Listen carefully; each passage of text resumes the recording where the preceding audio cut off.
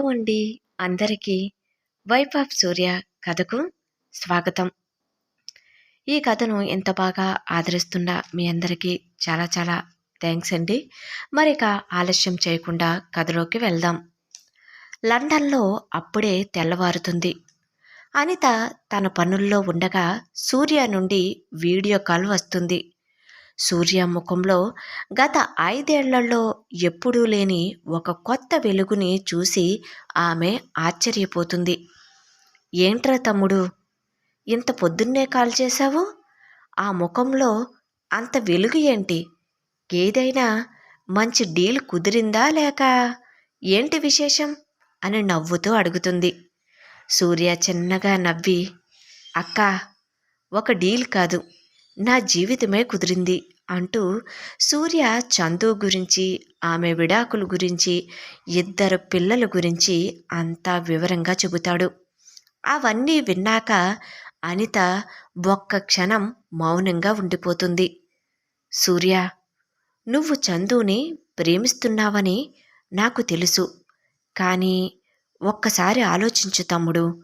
విడాకులు తీసుకున్న అమ్మాయి, పైగా 2 పిల్లలు. రేపు ఆ పిల్లల బాధ్యత, సమాజం వేసే ప్రశ్నలు నువ్వు భరించగలవా? నీకు ఇంకా మంచి మంచి సంబంధాలు వస్తాయి కదరా. అటువంటప్పుడు చందు మాత్రమే ఎందుకు అంటుంది అనిత. అవునక్క, నిజమే, సంబంధాలు వస్తాయి. కానీ నా మనసు మెచ్చిన చందు రాదు. 5 ఏళ్లుగా నేను ఒక శవంలా బ్రతికాను. ఈరోజు మళ్ళీ నాలో ప్రాణం వచ్చింది అంటే అది కేవలం తనని చూసినాకనే. ఆ పిల్లలు నాకు భారం కాదక్కా, వాళ్ళని నా సొంత బిడ్డల్లా చూసుకుంటాను. నీ తమ్ముడి హ్యాపీనెస్ నీకు ముఖ్యమని నువ్వు అనుకుంటే నాకు మద్దతు ఇవ్వక్కా అంటాడు సూర్య. అనితకు సూర్య పడుతున్న తపన అర్థమవుతుంది. 5 ఏళ్లగా అతడు ఎంత బాధను దిగమింగుకున్నాడో ఆమె కళ్ళారా చూసింది. కాబట్టి సరే తమ్ముడు, నీ హ్యాపీనెస్నే నాకు ముఖ్యం. చందు మంచితనం నాకు తెలుసు. తను పడ్డ కష్టాలకు నువ్వు తోడైతే అంతకంటే పుణ్యం ఏముంటుంది? నేను నీకు తోడుగా ఉంటాను అంటున్న అనిత గొంతులో వణుకు మొదలవుతుంది. చూడు సూర్య, నాన్న సంగతి నీకు తెలుసు కదా. ఆయన పరువు కోసం ప్రాణాలు తీసే మనిషి. 5 ఏళ్ల క్రితమే నిన్ను అంతలా ఎదిరించారు. ఇప్పుడు నువ్వు చందుని పెళ్లి చేసుకుంటున్నావంటే ఆయన అస్సలు ఊరుకోరు. ఇప్పటికే అమ్మ ఆరోగ్యం అస్సలు బాగోవటం లేదు. నాన్న మళ్ళీ ఏం గొడవ చేస్తారో అని నాకు భయంగా ఉంది అంటుంది అనిత. అనిత తన తండ్రి గురించి సూర్యాని హెచ్చరిస్తుండటంతో సూర్య కళ్ళు ఎర్రబడతాయి. 5 ఏళ్లుగా తనలో దాచుకున్న కోపం ఒక్కసారిగా పేలుతుంది. నాన్న? ఎవరు నాన్నక్క? తన కొడుకు ప్రేమను పీక పిసికి చంపిన వ్యక్తినా? ఒక అమాయకపు ఆడపిల్ల కుటుంబాన్ని బెదిరించి ఆమె నా దగ్గరకు రాకుండా అడ్డుకున్న ఆ రాజారావు గారి గురించి చెబుతున్నావా? ఆయన దృష్టిలో పరువు అంటే గోడల మీద ఉండే రంగులక్క. నా దృష్టిలో పరువు అంటే నమ్ముకున్న ప్రాణాన్ని కాపాడుకోవటం అంటూ ఉన్న సూర్య ఇంకా కటువుగా మాట్లాడుతూ ఆయన అహంకారం ముందు కన్న కొడుకు ఆనందం కూడా చాలా చిన్నదిగా అనిపించింది. చూడక్క, ఈసారి నేను ఆయనకు భయపడను. ఆయన పద్ధతిలో ఆయన రాజసం ఉంటే నా పద్ధతిలో నా తెగింపు ఉంటుంది. ఆయన పరువు పోతుందని భయపడితే అది ఆయన కర్మ. నేను చందుని పెళ్లి చేసుకుంటాను. అడ్డు వస్తే రాజారావు గారికి ఉన్న ఒక్కగాను ఒక్క కొడుకు చచ్చిపోయాడని అనుకోమను. ఆయన కన్న కొడుకును కాకుండా ఒక శత్రువును చూడాల్సి వస్తుంది అంటాడు.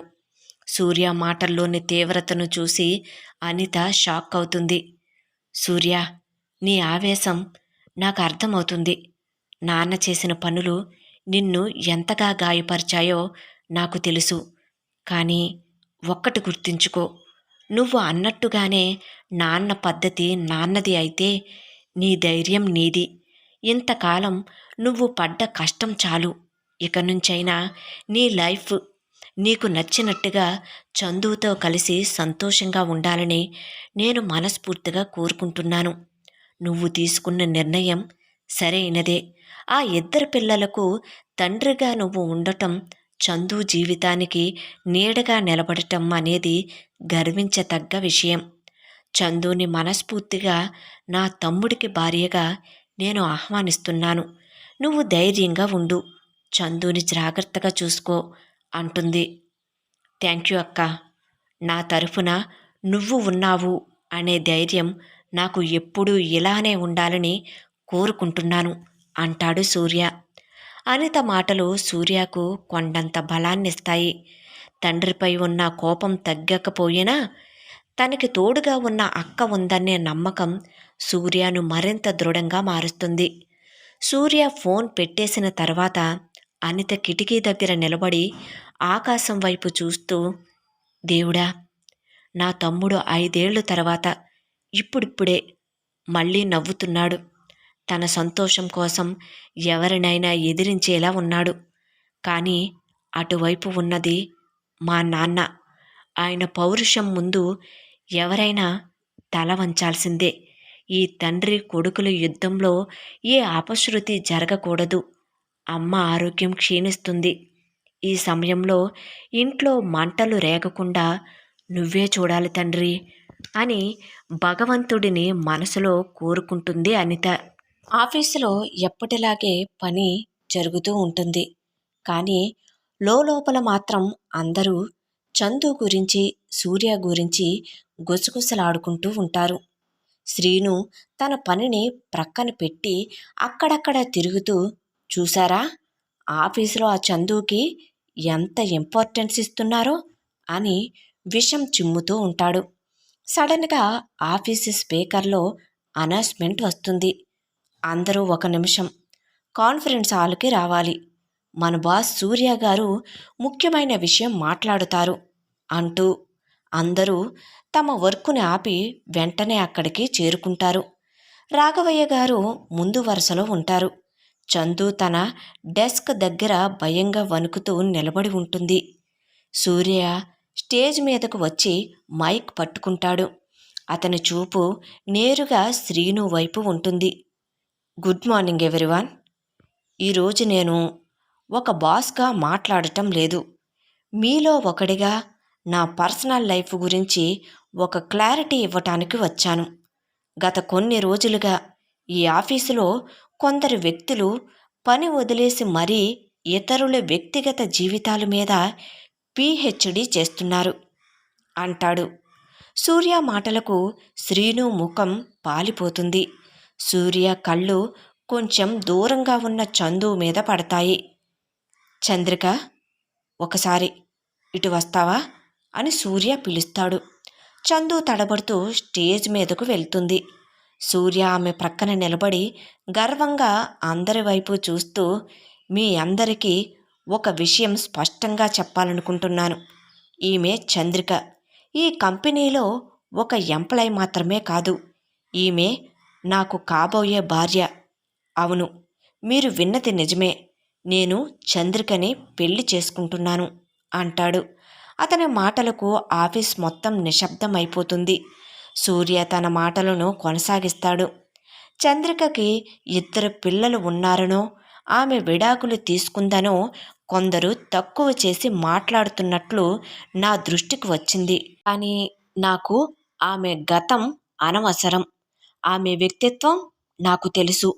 ఆ పిల్లలకి తండ్రిగా ఉండటం నా అదృష్టంగా భావిస్తున్నాను. ఎవరైనా సరే చంద్రికను వేలెత్తి చూపినా, ఆమె గౌరవానికి భంగం కలిగించినా అది నన్ను అవమానించినట్లే.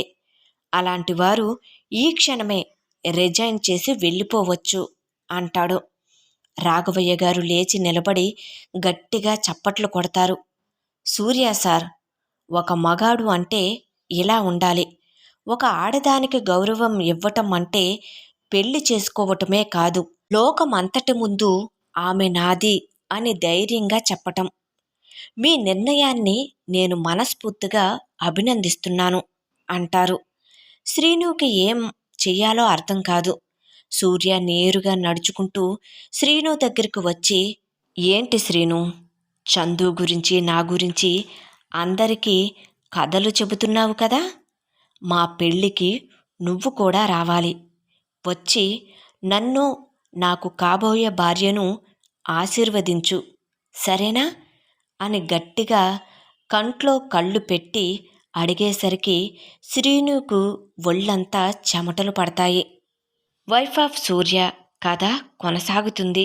కథ నచ్చినట్లయితే తప్పకుండా లైక్ చేయండి. అదేవిధంగా సబ్స్క్రైబ్ చేసుకుని ఎంకరేజ్ చేయగలరు. Thank you.